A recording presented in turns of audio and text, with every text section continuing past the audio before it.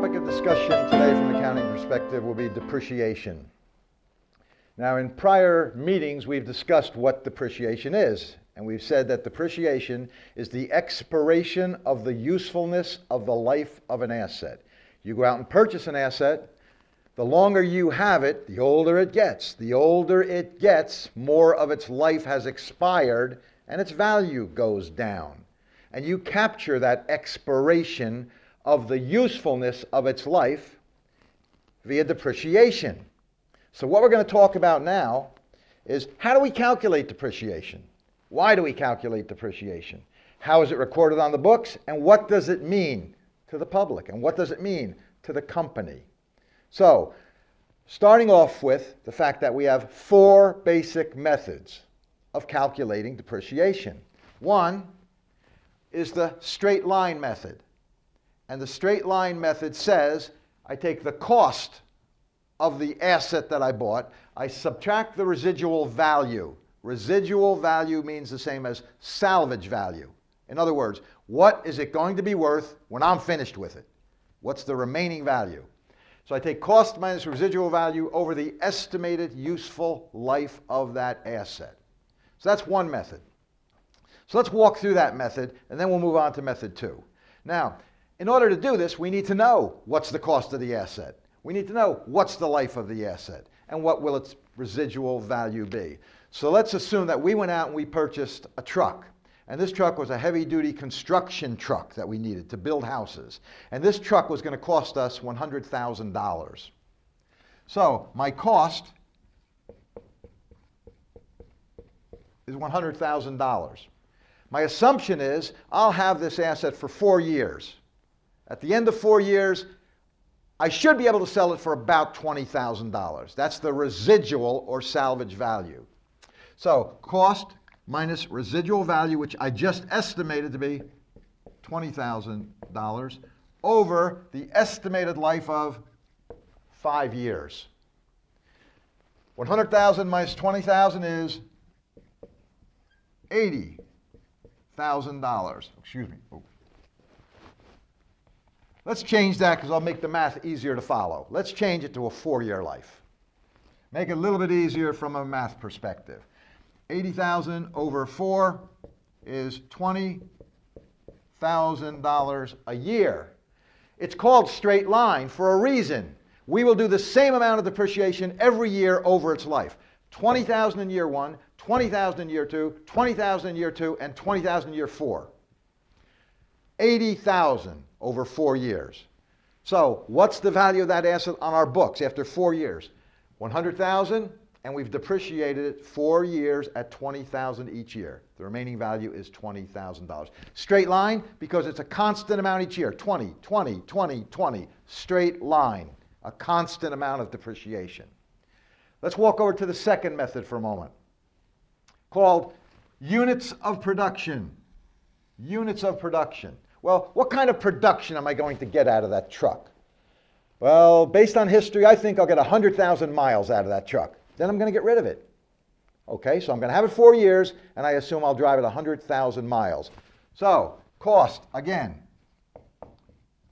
$100,000 minus residual value, $20,000.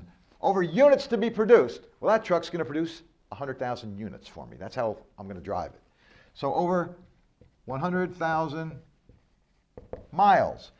100,000 minus 20 is 80,000.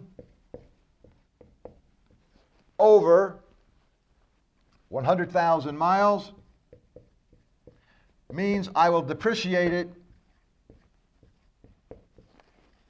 80 cents per mile. That's how I'm going to depreciate that asset. 80 cents for every mile that I drive it. Now, I'm going to steal some space over here for a minute and then come back again because I need some additional space. So we have that asset for 4 years. 1, 2, 3, 4. Let's assume in year 1 I drive it 20,000 miles. Year 2 I drive it 30,000. Year 3 I drive it 30,000. And in year 4 I drive it 20,000. In total, I've driven it 100,000 miles. So year one, I take 20,000 miles times my 80 cents per mile that I'm depreciating it. Times 80 cents gets us $16,000 in depreciation in year one. Year two, 30,000 times 80 cents a mile gets us $24,000. Year three, 30,000 again times 80 cents gets us another 24,000. And in the last year, 20,000 times 80 cents gets us another 16,000. If we add those up, hopefully, again, we get $80,000. Just like we got 80,000 over here, 20, 20, 20, and 20.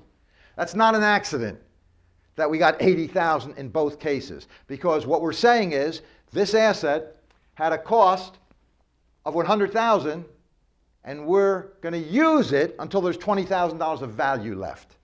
So if we're going to use it down to 20, we've used up $80,000 worth of its value. 4 times 20,000, 80, and over here, 80,000. That's why we come to 80,000 in every method. Method 3. Now I'm going to erase this for a minute because this, remember, related to the units of production method. Now we're going to talk about the sum of the years digits method. This one's a little different. Same concept, but a little bit different. It says take the years in reverse. Okay, we got a 4-year asset. Year 1, year 2, year 3, and year 4. I'm going to reverse them. 4, 3, 2, 1. So in my numerator, I'm going to have a 4, and then I'm going to put it over the sum of the years. Well, I've got it for 4 years. 1, 2, 3, 4. I'm going to add those up, the sum of the years. 1 plus 2 plus 3 plus 4. That's a total of 10. So in the first year, I'm going to depreciate it 4/10. Then in reverse order, I go from 4 to 3/10, 2/10, and 1/10. That's how I'm going to do it. 40% in the first year, 30%, 20%, 10%. So I'm going to take that 4/10 times my cost minus residual value, just as I've been doing in every other case. And cost minus residual value is 100,000 minus 20 is $80,000. So 40% times 80 is 32,000 in year 1. Year 2, 3/10 times 80,000 is 24,000. Year 3, 2 over 10, 20%, times 80,000 is 16,000. And lastly, in the last year, which is year 4, but we're doing it in reverse order, 1 over 10. So times 80,000 gets us 8,000. And if we add those up, we get 80,000 again, as we have in the past. 80,000 again. Now, over here, double declining balance, a 4th method. And then I'm going to go back and explain these in a minute, what they do.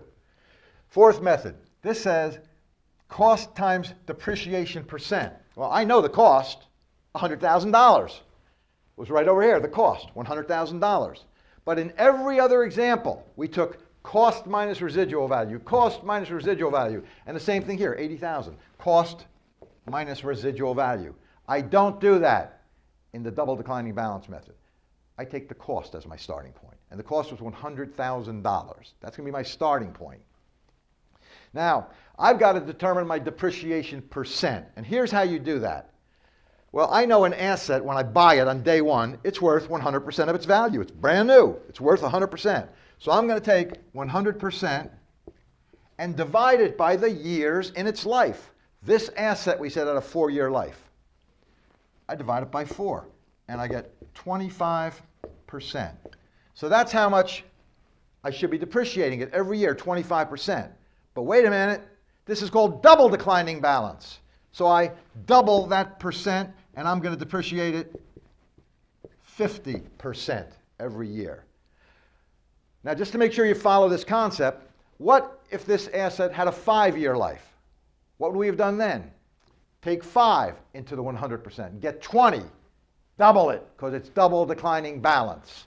So you take 100%, divide it by the years, whatever the years of the life happen to be for that asset, and then double it. Now, let's take this information saying that we're going to depreciate it 50% a year and start plugging it in to the model. So this RBV is remaining book value. What is that asset worth on our books? I'm going to multiply it times the depreciation percent, which we already said was 50%. So when I first bought that asset, it was worth $100,000 because this method starts with cost, not cost minus residual as the other methods did. So I start with $100,000 times 50%, so I'm going to depreciate it $50,000 in year 1. This column is accumulated depreciation. It's going to keep a running total for me of the depreciation, so I don't have to add it up later. So being that it's year 1, this is my first year, I've got 50,000, so my accumulated total is 50,000. Year 2, remaining book value. On my books, it's no longer worth 100,000 because I've depreciated it 50. So on my books, it's now worth 100 minus 50. It's worth $50,000. Again, times 50%. So 50% of 50,000 is 25,000. So my total accumulated is 50 plus 25. I've got $75,000 in accumulated depreciation. Now, what's my remaining book value? I started with 100,000. I've depreciated 75. What's left? 25,000. So in year 3, I've got a remaining value of $25,000. Now, I'm going to do something that's wrong, and I'm doing it wrong on purpose to show you what you should not do and why you shouldn't do it. But not with this pen, I'm not going to do it because this one isn't going to work too effectively. Let me see, I'll use this green one. So we'll use this green pen. If I followed the exact procedure I was following before, and I take 50%, just like we had before, times 25, I get 12,500. I add 75 plus 12,500, and I get accumulated depreciation of 87,500. That's impossible. Well, wait a minute, why is it impossible? Because we said this asset cost us 100,000. And when we were done with it, it would have a residual value of 20,000. So if it's going to have a residual value of 20,000, what's the most that we can depreciate it? 80,000. 80,000. 80,000. We can't depreciate it more than 80,000. And look over here what we did. We depreciated it 87,500. That's why I put this in green, because that's not acceptable. We can't over depreciate an asset. So what we need to do is when we get to a point in the asset's life where using the prescribed method will over depreciate it, we can't do it. We switch over to straight line depreciation. Wait a minute, what does straight line depreciation say? It's going to be an even amount, just like we had 20,000, 20,000, 20,000, 20,000. So we go back over here and we say, okay, I've depreciated at 75,000. The most I can depreciate it is $80,000. So how much is left? $5,000. I've depreciated at 75. The most I can do is 80. 5 is left. I'm going to use straight line depreciation. How many years do I have left in the life? Well, here's year 3. And we still have year 4 left. So if I'm going to do it even and I have 5,000 left to depreciate, I'm going to depreciate 5,000 in year 3. See that? I made a mistake. Let's fix that mistake right now. What happened? I have 5,000 to do. 5,000 over 2 years is not 5,000. 5,000 over 2 years is 2,500 each year. So I take the remaining 5,000 to get me to 80. I've got 2 years left. Divide 5,000 by 2. I depreciate it 2,500.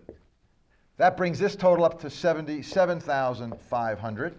And then in year 4, I've got it up to 77,500. I do another 2,500, and that gets me up to 80,000.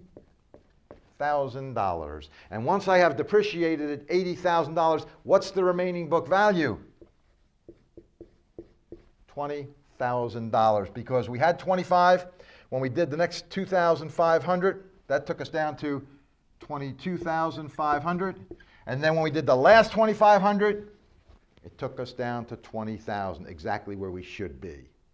And that's called double declining balance. Now, what's the difference? Why do we have so many methods? These two methods over here, straight line and units of production, are called book methods. They're financial book methods. These two methods, sum of the year's digits and double declining, are tax methods. Well, what's the difference between a book method and a tax method? Well, there's different sets of rules for books and for taxes. Perfectly legal to have different rules and have different sets of books. Sometimes you think, oh, that company keeps two sets of books. One must be under the desk and it's illegal. No, no, no, no, no. You have different sets of books based on different requirements and regulatory bodies.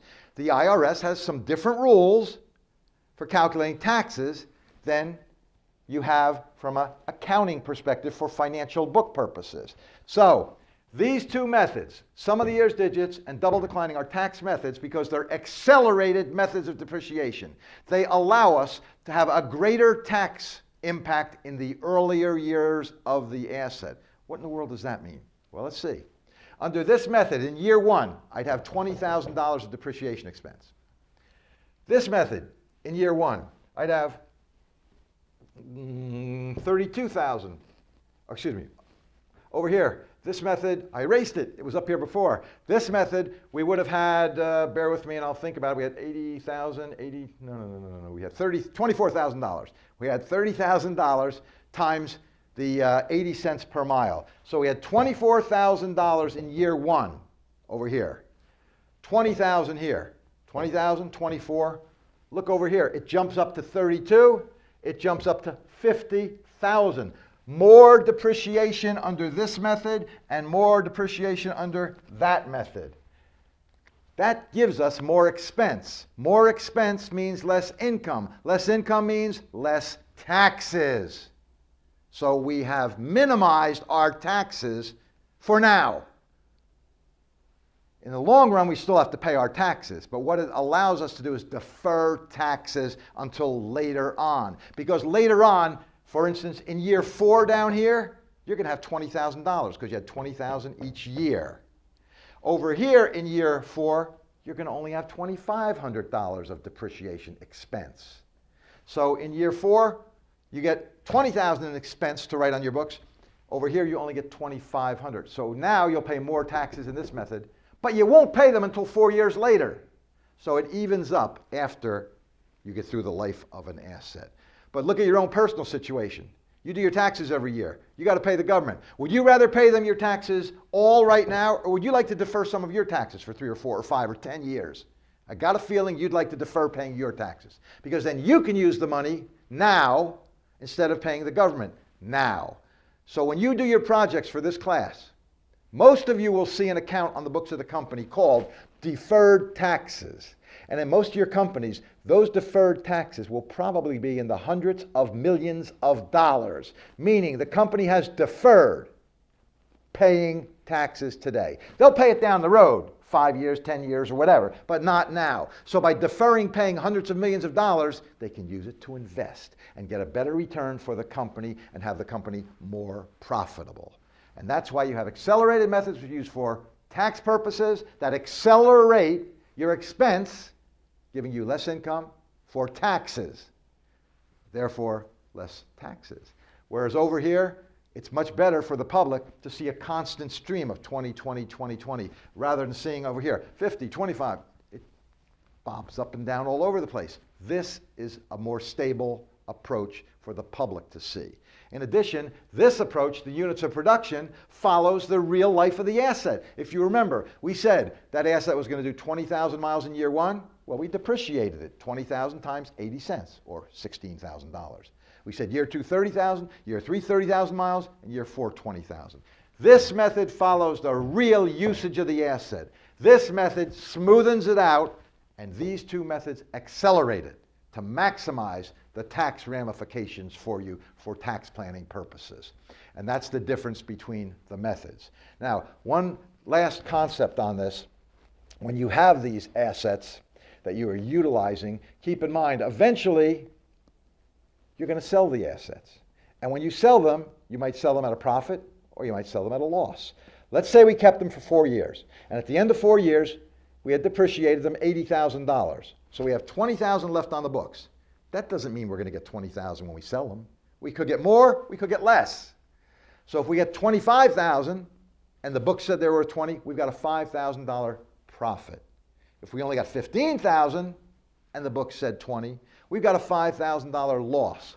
But this profit and loss does not become a part of our income from operations, because if you remember, income from operations is from running your business.